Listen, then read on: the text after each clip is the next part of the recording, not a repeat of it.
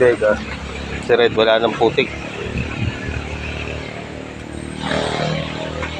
Mamaya, ano ko na siya mamaya. Papatayin ko lang, iwawax ko. Para kahit bagong ulan, kahit umuulan,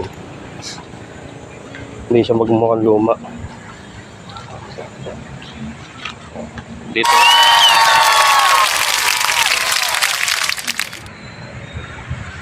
Tayo ngayon. Okay. Okay.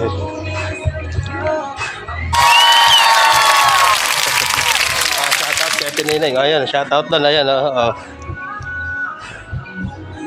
ayun, shoutout doon sa barangay.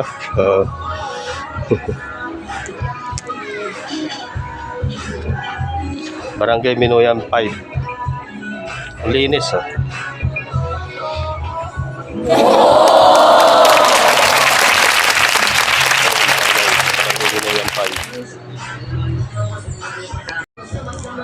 Linis ng karsada namin. Nandun sa baba, malinis. Ayan.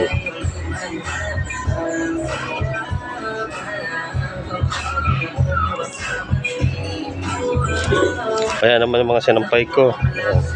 Dito nakagarahe siya. Puro sako.